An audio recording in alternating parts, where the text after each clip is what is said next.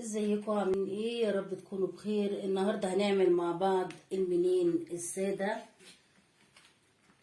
المنين الساده بيبقى عباره عن كيلو دقيق، نص سمنه او نص سمنه على زيت اللي انت عايزاه. كيلو دقيق نصه بالظبط الدهون اللي انت هتحطيها، سمنه او سمنه على زيت. ومعانا في الحله زي ما احنا شايفين كده 5 كيلو دقيق. هحط لهم معلقه صغيره بومبي ملح. 5 كيلو دقيق، معلقه صغيره بومبي ملح. وادي معانا 2 كيلو سمنه. انا بجيب بالكيلو عشان اضمن الميزان يكون مظبوط. 2 كيلو سمنه، وبتضيفي كيلو زيت.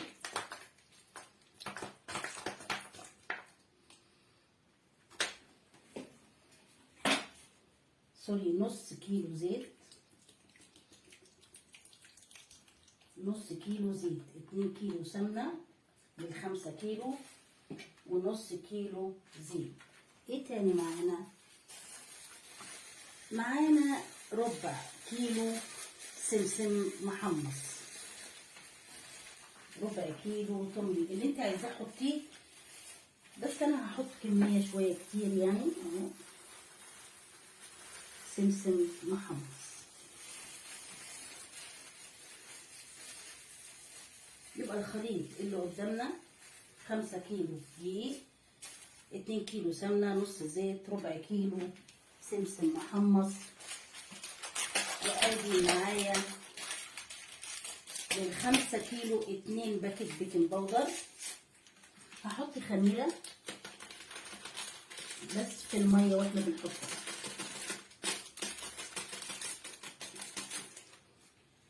كده هنلف العجين بتاعنا لحد ما يكون كريمي ونرجع له تاني علشان نضمن ان هو ناعم وجميل جدا زي الكعك كده.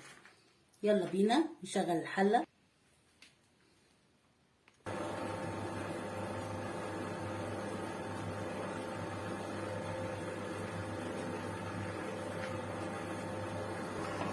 طيب العجين بتاعنا ده مش هيبقى فيه سكر، هيبقى فيه، بس احنا دلوقتي في مرحلة البس.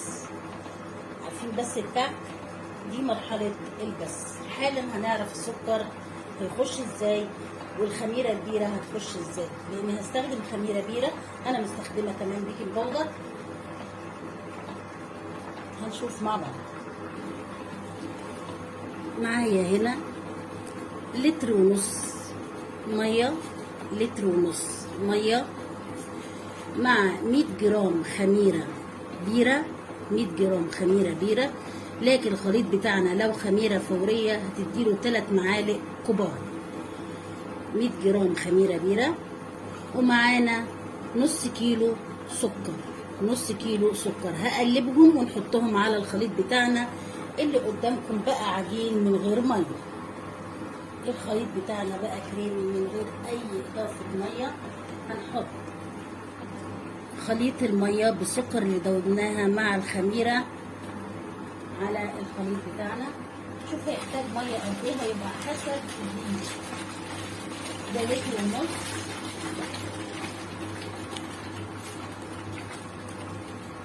شوف العجين هيتلم.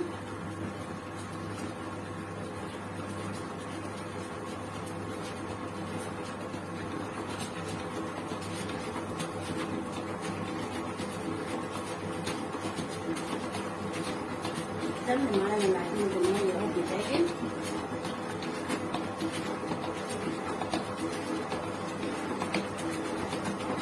العجين ناشف معانا. حط 1.5 لتر، هنحط نص تاني لما 5 كيلو.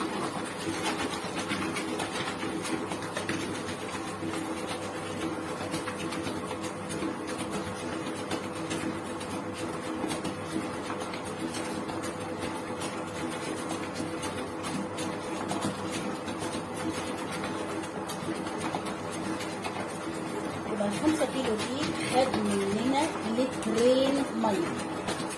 شايف العجينه عامله ازاي؟ بتفصل عن الجناب وبتتعجن كويس.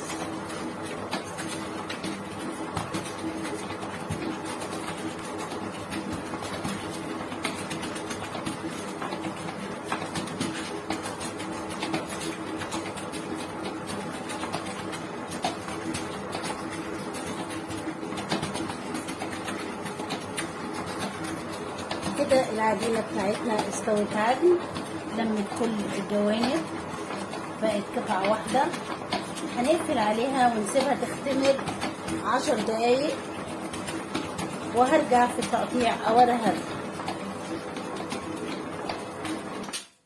اهي العجينة بتاعتنا جميلة جدا، شايفينها جميلة جدا. هنسيبها 10 دقايق تختمر وارجع لكم عند التقطيع.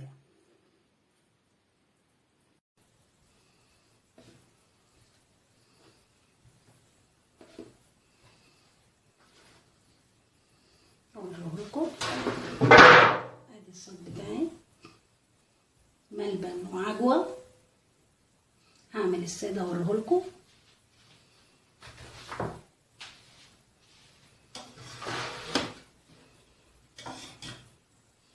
الساده ده بقى ليه عشاقه. ليه؟ يحبوا يسقوه في الشاي الصبح كده، كوبايه شاي يتسقى. طبعا ابو ملبن وابو عجوه ده ما بيتسقاش، بمشي عليه بالبليه، حضرتك بتمشي عليه بايدك.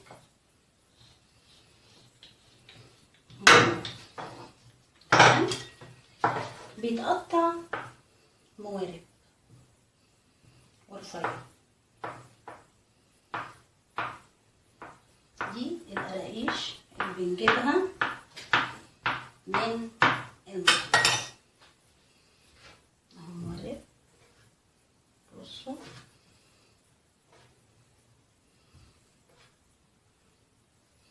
في ناس بقى بتحط ايه في القراقيش المواربه دي، حطوا ينسون، حطوا شمر، في ناس بتحط زعتر، في ناس بتحط دي كبيره شويه،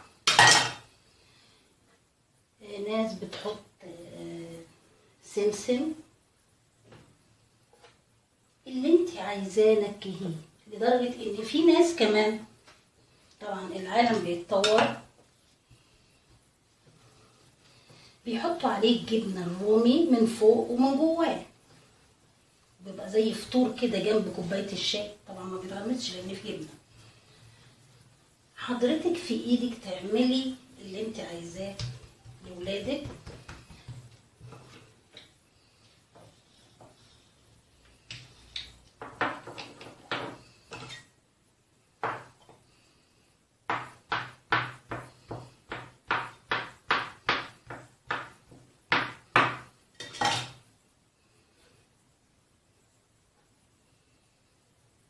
انا بعمله عشان نفطر بيه، لان الصراحه لما بنروح الشغل ساعات كده في وسط النهار بنجوع، يعني حتى لو فطرانين ببقى عايزه حاجه كده جنب كوبايه الشاي، اي حاجه. مش معقول بقى كل شويه اروح اسيب المكان اروح اشتري حاجه. طب ما انا ابقى عاملاه يبقى تحت ايدي، ولادي يفطروا بيه، زوجي يفطر بيه.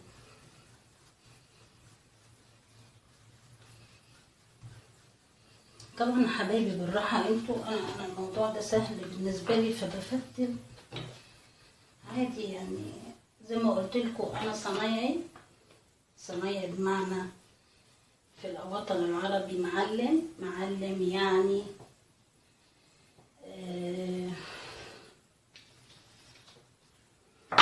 حد محترف شويه. انا مش محترفه قوي، شويه محترف في الشغلانه بتاعته، عارفها حافظها، حتى لو غلط فيها بيعرف يدير غلطه. بجد اي مهنه لو فيها غلطه المحترف بتاعها بيعرف يدير غلطه من ناحيه ايه؟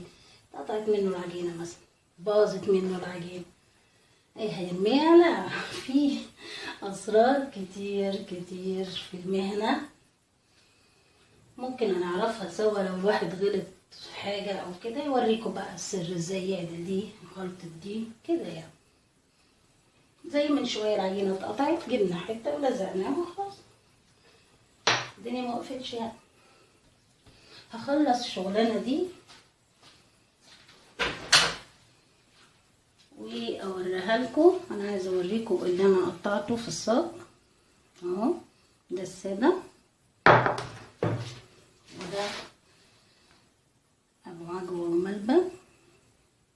هندخلهم الفرن بعد ما اخلص على درجه حراره 200.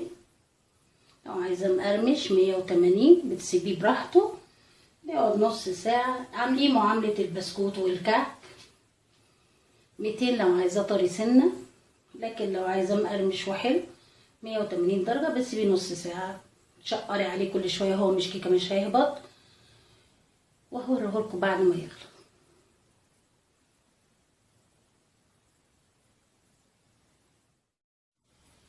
هوريكم شكل تاني مرضتش اعمله من غيركم، اللي هي القرصه المدوره. بنقطع العجين دي كلها اشكال موجوده في الفرن، بتتعمل من نفس العجينه. اهي القرصه، نحط فيها حته العجوه، ندور حته حلوه كده ونحطها في قلبها كده زي المعموله زي الكعك بس، ونلفها ونسيبها كده. تاني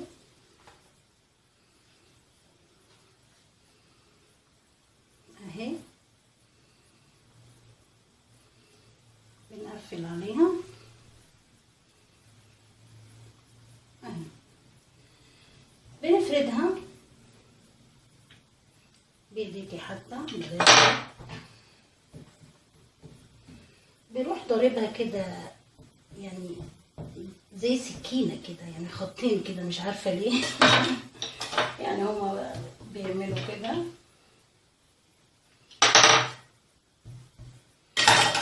يعني خطين كده في قلبها.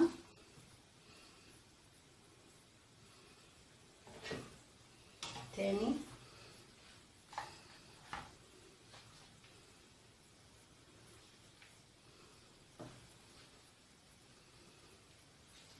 اهي، طبقها كده بقت قرصه. وهعملها خطين كده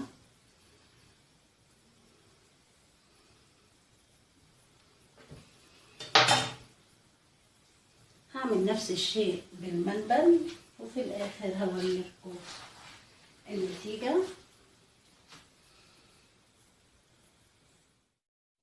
ازيكم عاملين ايه؟ احنا رجعنا لكم بعد ما خلصنا القراقيش بتاعتنا والقرص ام عجوه والقرص ام ملبن. شوفوا جمالها، شوفوا القراقيش. طبعا كل حاجه بتتكلم عن نفسها.